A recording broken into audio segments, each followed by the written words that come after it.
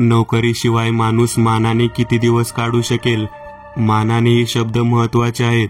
मित्रांची उसनवारी करून, मालकाची हॉटेल खानावळीची बिलं थकवून, चोरून मारून दिवस काढण्यात अर्थ नाही. मला तसं राहायचं नव्हतं. आणि आता शिल्लक संपत आली होती. क्वालिफिकेशन्स वगैरे विसरून मिळेल ती नोकरी घेण्याच्या तयारीत होतो. ज्या जाहिराती मी पूर्वी वाचल्याही नसत्या, अशासाठी मी भराभर अर्ज टाकीत होतो. मी स्वतःच माझा पत्ता लिहून, स्टॅम्प लावून पाठवलेल्या पाकिटात मला उद्देशून एक श्री कंजार यांचे पत्र होते. 5 दिवसानंतरच्या एका तारखेस मला मुलाखतीसाठी बोलावलं होतं. मी नोकरीसाठी इतके अर्ज केले होते की फाईल काढण्याशिवाय हे कंजार कोण व त्यांना कोणत्या कामासाठी माणूस हवा होता हे समजणं मुश्किल होतं. फाईलीत जाहिरात अशी होती: स्वीय सहायकाच्या कामासाठी सुशिक्षित, अनुभवी, जबाबदार तरुण हवा. परगावी जाण्याची वा राहण्याची तयारी हवी. संपूर्ण माहितीसह लिहा. खूप दिवसात मला मुलाखतीसाठी सुद्धा हे पहिलंच बोलावणं होतं. त्याचा आनंद झालाच. अंगावर आधीच मुठभर मांस चढल्यासारखं वाटलं.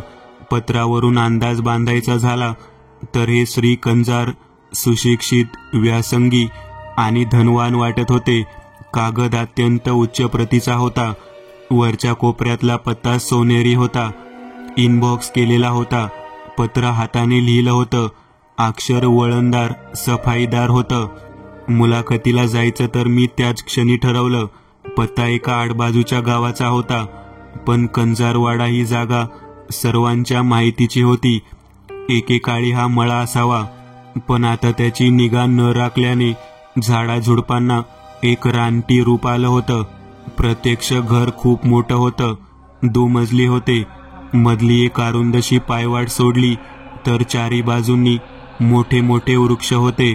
वाटेवरून जाता जाता मी त्या झाडात लपलेल्या घराकडे पाहत होतो आणि ते दृश्य काही मनाला मोठा आनंद देणारं नव्हतं.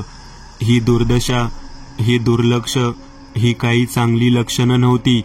प्रत्यक्ष कंजारांची गाठ पडली तेव्हा उत्साहाला आणखीनच गळती लागली. त्यांना पाहताच मला मनात भावनांचं एक मिश्रण जाणवलं. भवितव्याबद्दल अस्वस्थता, मनावर कसलं तरी दडपण, एक अनामिक भीती. या कशालाही तसं दृश्य कारण नव्हतं. कदाचित जिथे भेट झाली ती अंधारलेली खोली याला कारण असेल. असे वाटत होतं की ही खोली प्रखर उन्हाने व झगमगीत प्रकाशाने कधी उजळून निघालीच नाही. हा अंधार असा वर्षानुवर्षे राहिला आहे. स्वतः कंजार माझ्या कल्पनेभर हुकूमच होते. वर्षामागून वर्षे ज्यांनी एखाद्या क्लिश विषयाच्या संशोधनात घालवली आहेत, असे लोक असेच दिसतात. कृश, किंचित वाकलेली शरीरयष्टी, भव्य भाल प्रदेश आणि डोक्यावर किंचित पिकलेले पण अस्ताव्यस्त केस. सतत घरात राहिल्याने फिकुटलेला रंग, थकलेले डोळे.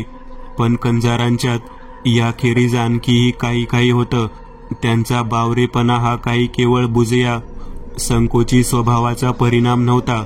डोळे तापट होते. त्यांच्या भोवती खोल काळी वर्तुळे पडली होती आणि नजर सारखी चारी दिशांना भिरभिरत होती. कश हात अजिबात निश्चल राहत नव्हते. अभ्यासाच्या, मनन चिंतनाच्या अतिरेकाने त्यांच्या प्रकृतीवर असा परिणाम झाला होता का? असा कोणता विषय त्यांनी संशोधनासाठी निवडला होता की त्याचा असा परिणाम व्हावा? पण आताचा त्यांचा देह असा असला तरी खांद्याचा रुंदपणा आणि चेहऱ्यावरील अवयवांचा निग्रही साचा पाहून असं वाटत होतं की एकेकाळी हा माणूस विलक्षण ताकदीचा आणि बलदंड असावा. त्या शक्तीचा काही अवशेष त्यांच्यात अजूनही होताच. आणि ते बोलले तेव्हा त्यांचा आवाज भरदार, खोल आणि सुरेल होता. काही औपचारिक प्रश्नोत्तर झाल्यावर ते म्हणाले, कितकर, मला वाटतं तुला काम जमेल. तसं काम प्रत्यक्षात मुळीच अवघड नाही, पण मला असं कोणीतरी हवं आहे की तो केव्हाही जरूर लागल्यास हाताशी असेल. तेव्हा तुला राहायला इथेच यावं लागेल. तशी राहण्याची व्यवस्था उत्तम होईल. खाण्यापिण्याचेही हाल व्हायचे नाहीत. मात्र एक गोष्ट आहे, माझ्या कामात तसा नियमितपणा नाही. मनात आले की मी कामाला लागतो, तेव्हा वेळी अवेळी तुला हाक मारली तर ते खपवून घ्यायला शिकशील असं वाटतं. खरं म्हणजे नोकरी मिळाल्याचा मला आनंद व्हायला हवा होता. त्या उलट मनात एक अनिच्छा होती, नाराजी होती. असं वाटत होतं यातून काही भलं होणार नाही. पण हे सर्व मनात ठेवून मी कजारांना नोकरी स्वीकारल्याचं सांगितलं. ते म्हणतील तेव्हा त्यांच्याकडे यायची माझी तयारी होती. त्यांना खूपच आनंद झालेला दिसला. क्षणभर त्यांच्या वागणुकीतला तो भयभीतपणाही कमी झाल्यासारखा वाटला. मग उशीर कशाला, आजच ये ना, ते म्हणाले. गेले बरेच दिवस मी एकटाच आहे आणि एवढ्यात एकटेपणाचा जरा कंटाळाच यायला लागला होता. शिवाय मदतीला कोणी नसल्याने कामाचाही खोळंबा व्हायला लागला होता. पूर्वी इथे माझा भाऊ राहायचा, त्याची मदत व्हायची, पण तो आता खूप दीर्घ प्रवासावर गेला आहे. एवढ्यात यायची शक्यता नाही. त्या दिवशी जरी नाही तरी दुसऱ्या दिवशी दुपारी मी कंजारेंकडे येऊन दाखल झालो. त्यांनी दुसऱ्या मजल्यावरची एक खोली माझ्या वापरासाठी दिली. खूप दिवस बंद असल्याने आतली हवा कुंद होती. आत सर्वत्र धूळ होती. पण मी राहत होतो त्या लॉजच्या खोलीशी तुलना करता ही खोली राजविलासीच होती. त्याच मजल्यावर मधल्या हॉल पलीकडे कंजारांची कामाची खोली होती. कंजारांच्या सांगण्यावरून माझा बहुतेक वेळ इथेच कामात जाणार होता.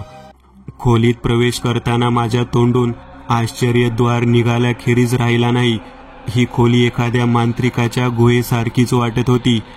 अनेक टेबलांवर अगम्य उपयोगाची विविध उपकरणे होती.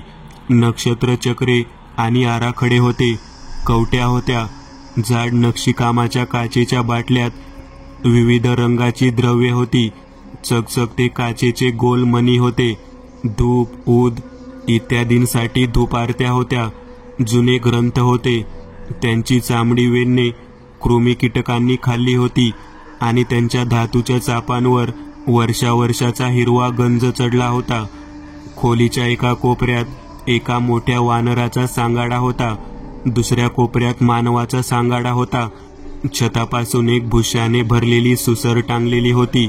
सर्वत्र पुस्तकांचा खच पडला होता. त्यांच्या शीर्षकावरून अगदी ओझरती नजर टाकताच माझ्या लक्षात आले की ही सर्व प्राचीन आणि अर्वाचीन पुस्तके केवळ एकाच विषयावरची आहेत. चेटूक, भिंतीवर काही काही विलक्षण चित्रे व कोरीव कामे होती. त्यांचाही विषय हाच होता. एकूण त्या खोलीचे सर्व वातावरणच या अतिप्राचीन, रहस्यमय, भयानक कल्पनांनी भरून टाकलेले होते. दुसऱ्या एखाद्या वेळी या संग्रहाचे मला हसूच आले असते, पण या एकाकी उदासवाण्या घरात शेजारी हैनस अस्वस्थ कंजार उभे असताना ती खोली पाहताच माझं अंग क्षणभर शहारून आलं. या सर्व प्राचीन संग्रहात मधल्याच एका टेबलावरचा नवा टाइपरायटर मोठा विसंगत दिसत होता. जवळच हस्तलिखित पानांचा एक ढीग होता. खोलीच्या एका भिंतीत एक मोठी कमान होती.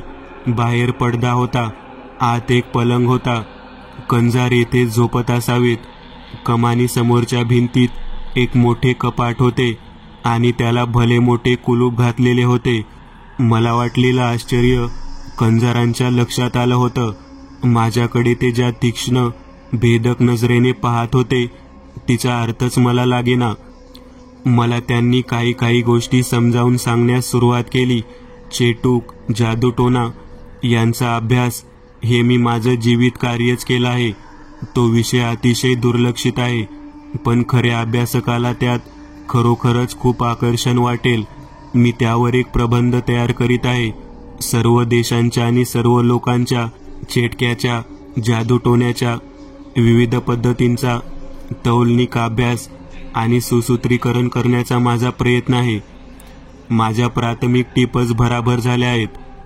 त्यांचं टायपिंग आणि वर्गीकरण करण्याचं काम तुला आधी हातात घ्यावे लागेल. इतर संदर्भ व पत्रव्यवहार, हस्तलिखित यांचा शोध घेण्यातही मला तुझी मदत लागेल. विशेषतः तुला अरेबिक भाषा येतेय, त्याचा इथे उपयोग होणार आहे. जाहिरातीतली ती एक अट होती आणि योगायोगाने मला या भाषेची तोंड ओळख होती. मला त्या भाषेतलं ज्ञान मात्र नाही.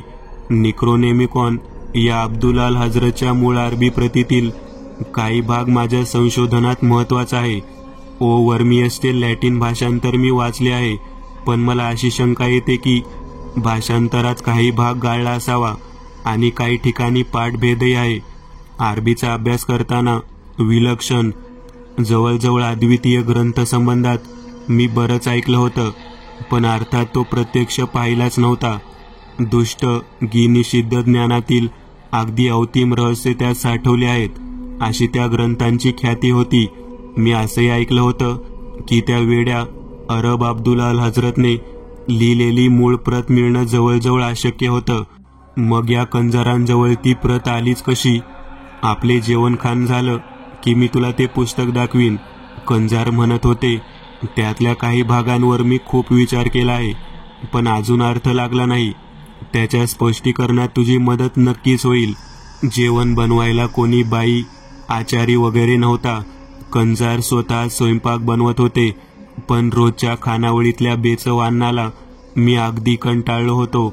मला जेवण अत्यंत रुचकर लागतं. कंजारांचा सुरुवातीचा नसपणा खूपच कमी झालेला दिसला. त्यांचा अबोलपणाही कमी झाला आणि जेवणानंतर आम्ही जेव्हा अगदी सौम्य मद्याचे एक ग्लास घेतले, तेव्हा तर 1-2 प्रोफेसरी थाटाच्या वृक्ष कोट्या करण्यापर्यंतही त्यांची मजल गेली.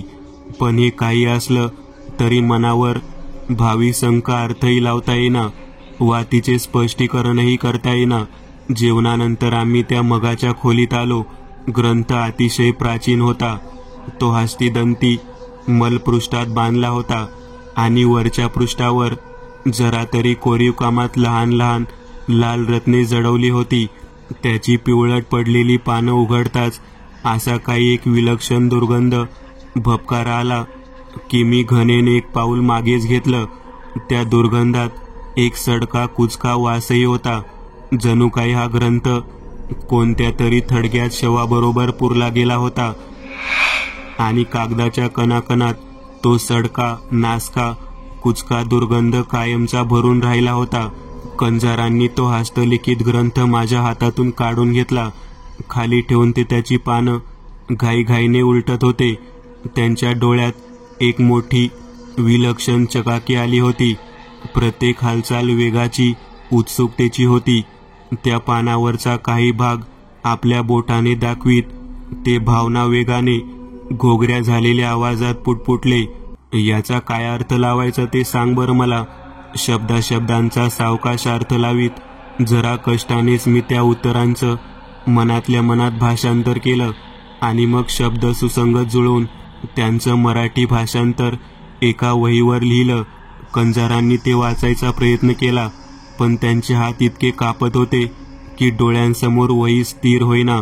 शेवटी त्यांच्या सांगण्यावरून मीच त्यांना तो उतारा मोठ्याने वाचून दाखवला. ही गोष्ट फारच थोड्यांना माहीत आहे, पण ती अनेकदा प्रत्यक्ष अनुभवाने सिद्ध झालेली आहे. मांत्रिक जर खरा सिद्ध असेल तर मृत्यूनंतरही त्याची आपल्या शरीरावर हुकूमत असते. ते मृत शरीर गाडलेलं असले तरी ते वर येऊ शकतं. जिवंतपणे अपुऱ्या राहिलेल्या कामना हेतू पूर्ण करू शकतं. अनुभव असा आहे की दुष्कृत्यांसाठी आणि इतरांच्या छळासाठीच केवळ हे मृत्यूजनन होतं. कलेवराचे सर्व अवयव धडपणे शाबूत असतील तर ही क्रिया सुलभ होते. मात्र क्वचित प्रसंगी अशी उदाहरण आहेत की मांत्रिकाच्या अतिप्रभावी इच्छाशक्तीच्या सामर्थ्याने त्याचे छिन्न झालेले शरीर सुद्धा कार्यरत झाले आहे. शरीराचे वेगवेगळे अवयवही स्वतंत्रपणे वा तात्पुरते एकत्र येऊन त्यांचा हेतू पूर्ण करू शकले आहेत. मात्र ही कामना पूर्ण होताच शरीर पूर्वावस्थेत जाते. अर्थांचं माझ्या दृष्टीने ही सर्व निरर्थक मूर्खपणाची कमाल होती. पण या प्राचीन पुस्तकातल्या भयंकर मजकुरापेक्षा कंजारांची अवस्थाच मला जरा नर्वस करीत होती. त्यांच्या चेहऱ्यावर मोठा विलक्षण भाव होता. संपूर्ण एकाग्रता तर होतीच, पण तिच्या जोडीला एक विलक्षण फिकूटपणाही होता. मला त्यांची ही अवस्था आवडली नाही आणि माझं वाचन संपत आलं तेव्हा बाहेरच्या हॉलमधून एक चमत्कारिक फरफटल्यासारखा जो आवाज आला त्याने मी एकदम दचकलो.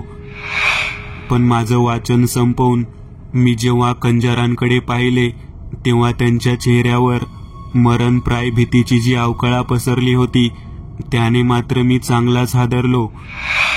तो चेहरा भीतीने कासावीस झालेल्याचा होता. ज्यांच्या बोकांडी एखादा संबंध बसला आहे अशा माणसाचा होता. मला तर क्षणभर असं वाटलं की कंजारांचं लक्ष माझ्या वाचण्यापेक्षा हॉलमधून येणाऱ्या त्या विलक्षण आवाजाकडेच जास्त आहे. माझी प्रश्नार्थक नजर पाहताच ते म्हणाले, सगळ्या घरभर उंदीर झाले आहेत. मी कितीही प्रयत्न केला तरी त्यांचा बंदोबस्त काही होत नाही. तो आवाज अजूनही येत होता. उंदरांचाच असला तर तो उंदीर एखादी जडसर वस्तू जमिनीवरून ओढत नेत असल्याचा होता. आवाज जवळजवळ आला, कंजारांच्या खोलीपर्यंत आला आणि काही वेळानंतर मागे मागे जायला लागला. कंजारांची अस्वस्थता अगदी उघड दिसत होती. त्या आवाजाकडे ते अगदी एकाग्रतेने लक्ष देत होते. आवाज जवळजवळ यायला लागला तशी तशी त्यांची भीती वाढत चालली.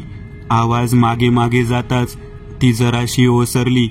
गेल्या काही दिवसात कामाचा ताण पडलाय माझ्यावर, ते म्हणाले. त्याचा परिणाम आहे हा. मी अगदी नर्वस झालोय. एवढासा खूट आवाज झाला की मला धसका बसतो. मगाचा तो आवाज दूरवर जात ऐकू येईनासा झाला होता. काही प्रमाणात का होईना कंजारांनी स्वतःला सावरलेलं दिसलं. तुझं ते भाषांतर पुन्हा एकदा वाच, ते म्हणाले. मला त्यातला शब्द लक्ष देऊन ऐकायचाय. मी काय हुकुमाचा ताबेदार पुन्हा तो उतारा वाचला. यावेळी हॉलमध्ये कोणताही आवाज झाला नाही. वाचण्यात खंड पडला नाही. कंजारे त्याच त्या वकवकलेल्या एकाग्रतेने ऐकत होते. शेवटची वाक्ये ऐकता ऐकता त्यांच्या चेहऱ्यावरचा रंग पार उतरला आणि तो पांढरा पडला. खोल गेलेल्या डोळ्यात मात्र तीच ती विलक्षण चकाकी कायम होती. मोठा विलक्षण मजकूर आहे खरा, ते काही वेळाने म्हणाले. माझं अरेबिक भाषेचं ज्ञान कच्चं आहे तेव्हा अर्थाची खात्री पटेना आणि व्हेमियर्सच्या लॅटिन भाषांतरात हा सर्वच्या सर्व उतारा गाळूनच टाकला आहे. बघ, आल्या आल्या तुझी मदत झाली की नाही ती. एका प्रश्नाचा तर निकाल लागला. शब्द केवळ वरवरचे होते. आवाज रुक्ष आणि औपचारिक होता. मला तर वाटलं की त्यांनी मनातल्या विचारांच्या व भावनांच्या 3 उद्रेकावर मोठ्या शिकस्तीने नियंत्रण ठेवलं होतं. माझा कयास तर असा होता की कंजारांचा नर्वसपणा आणि भीती आधीपेक्षा वाढलीच आहे आणि यामागे माझ्या निक्रोनॉमिकॉन मधील उतार्यांच्या भाषांतराचाच काहीतरी संबंध आहे. त्यांच्या चेहऱ्यावरचा भाव व्यग्र आणि विमनस्क होता. जणू काही त्यांच्या मनात इच्छेविरुद्ध कोणत्या तरी निषिद्ध भयानक विचारांनी ठाण मांडलं होतं. पण काही वेळातच त्यांनी स्वतःला सावरलं आणि त्याच पुस्तकातल्या दुसऱ्या एका उतार्याचं भाषांतर करायला सांगितलं. हा उतारा अगदीच वेगळ्या प्रकारचा होता. त्यात मृत माणसाचे भूत उतरविण्यासंबंधाचे काही मंत्र होते. त्या मंत्रोच्चाराच्या विलक्षण पद्धती होत्या. त्याबरोबरचा आचारविधी वर्णन केला होता. त्यात अनेक दुर्मिळ अरेबियन वनस्पतींच्या पाल्याचा उपयोग करायचा होता आणि कित्येक शेकडो पिशाच, संबंध, राक्षस यांच्या नावाचा विशिष्ट पाठाने जप होता. कंजारांच्या सांगण्यावरून मी हा सर्व भाग उतरवून काढला. ते बराच वेळ त्या मजकुराचा अभ्यास करीत होते. मला तर अशी शंका आली की त्यांची एकाग्न उत्सुकताही केवळ संशोधनाच्या ध्यासातूनच जन्माला आलेली नाही आहे. हा भाग सुद्धा व्हेमियसने गाळला आहे, ते म्हणाले. तो मजकूर पुन्हा एकदा वाचून त्यांनी त्या कागदाची काळजीपूर्वक घडी केली आणि ज्या कप्प्यातून त्यांनी तो प्राचीन निक्रोनॉमिकॉन ग्रंथ काढला होता त्याच कप्प्यात ती कागदाची घडी ठेवली. खरोखर माझ्या आठवणीत तरी मी अशी विलक्षण संध्याकाळ व रात्र घालवलेली नाही. तासामागून तास उलटत होते. तो अपवित्र ग्रंथ समोर ठेवून त्यातल्या अनेक भागांच्या भाषांतरावर आमची चर्चा चालली होती. पण वेळ जात चालला तशी माझी खात्री पटत चालली की या कंजारांना कशाचे तरी प्राणांतिक भय वाटत आहे. एकट्याने राहायची त्यांना विलक्षण धास्ती वाटत होती आणि दुसऱ्या कोणत्या कारणापेक्षा याचसाठी ते मला त्यांच्याबरोबर बसवून घेत होते. आमच्या बोलण्याकडे त्यांचं लक्ष जरासं यांत्रिकच होतं. कोणत्या तरी भयानक गोष्टीची, अनर्थाची ते अत्यंत तीव्रतेने आणि अनिच्छेने प्रतीक्षा करीत असावे, तसे देखील खोलीत मांडलेल्या विचित्र वस्तू, एक प्रकारच्या गुप्त दुष्ट शक्तीने भारलेले ते वातावरण, वातावरणातली लवलवती भीती, या सर्वाच्या प्रभावाखाली माझ्या मनाचा विचारी भाग दडपून गेला, हातप्रभ झाला आणि मनात अतिप्राचीन वांशिक भीतीच्या छाया साकार होऊ लागल्या.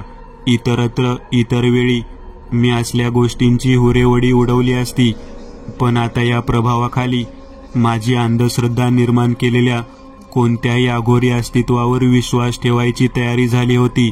मला तर वाटतं एक प्रकारच्या मानसिक आजाराने कंजारे ज्या विलक्षण मानसिक भयाने पछाडलेले होते, त्याचा स्पर्श माझ्याही मनाला झाला होता. मात्र हा कंजार कसा जिद्दीचा माणूस, ज्या भावना अगदी उघड दिसत होत्या त्यांचा त्यांनी एका शब्दानेही उल्लेख केला नाही. पुन्हा पुन्हा ते म्हणत होते की हल्ली यांना नैसच त्रास होतो. आमच्या चर्चेच्या ओघात त्यांनी अनेक वेळा असं सूचित केलं की या अतिमानवी, पाशवी, पैशाचिक विषयांतील त्यांचं स्वारस्य हे त्यांच्या संशोधनातून निर्माण झालेलं बौद्धिक कुतूहलच होतं. माझ्यासारखाच त्यांचा स्वतःचा असल्या गोष्टींवर अजिबात विश्वास नव्हता, पण मला हे स्पष्ट दिसत होतं की त्यांची सर्व बतावणी होती. ज्या गोष्टी आपण केवळ शास्त्रीय दृष्टीने पाहत आहोत असं ते म्हणत होते, त्यांच्यावर त्यांचा मनोमन पूर्ण विश्वास होता आणि त्या विश्वासातून त्यांचे भय जन्मास आलं होतं. या निषिद्ध विषयातील एखाद्या प्रयोगाच्या परिणामाच्या काल्पनिक भयाने त्यांना ग्रासला असावं. पण माझे हे तर्क काही असले तरी कंजारांना प्रत्यक्ष कशाचे एवढं भय वाटत आहे याची मात्र अंधुकशी सुद्धा कल्पना येत नव्हती. ज्या आवाजांमुळे कंजार मगाशी एवढे अस्वस्थ आणि भयभीत झाले होते त्यांची पुनरावृत्ती झाली नाही. त्या वेड्या अरबाचे लिखाण समोर घेऊन आम्ही दोघं मध्यरात्र उलटून गेली तरी बोलत बसलोच होतो. पण अखेर कंजारांना खूप रात्र उलटण्याची जाणीव झाली. समोरचा ग्रंथ मिटत ते म्हणाले, केतकर, आल्या आल्यास मी तुला खूप जागवला. जा, काही झोप मिळाली तर पहा. मी स्वतःतच गर्क असतो आणि विसरतो की अशी वेळ यावेळी वाचत व अभ्यास करीत बसण्याची मला सवय आहे. तशी इतरांना नाही. केवळ औपचारिकपणेच कसच म्हणत मी त्यांचा निरोप घेतला आणि सुटकेचा निश्वास सोडून माझी खोली गाठली. माझी कल्पना अशी होती, त्या विलक्षण मनावर जो भीतीचा दबाव आला होता, जे सावट आलं होतं, ते मी माझ्या मागे त्याच खोली सोडून मोकळेपणाने येईन. त्या खोलीपाशी एकच दिवा जळत होता. त्या दिव्याचा प्रकाश हॉलच्या समोरच्या टोकाशी जिन्याजवळ असलेल्या माझ्या खोलीच्या दारापर्यंत जवळजवळ पोचतच नव्हता. दार अगदी अंधारात होतं. मी दाराची कडी हाताने चाचपून पाहत असतानाच माझ्या मागे कसला तरी आवाज झाला. मी तो कसला हे पाहण्यासाठी मान वळवली. तोच मला जिन्याच्या तोंडाशी एक अगदी लहान, अस्पष्ट असं काहीतरी दिसलं. नीट दिसायच्या आतच ते जिन्यातल्या अंधारात गडप झालं होतं. पण त्या एकाच दृश्याने मला भीतीचा धसका बसला होता, कारण त्या एका ओझरत्या नजरेतही मला दिसलं होतं की इतक्या फिकट पांढऱ्या रंगाचा उंदीर असणे शक्यच नाही.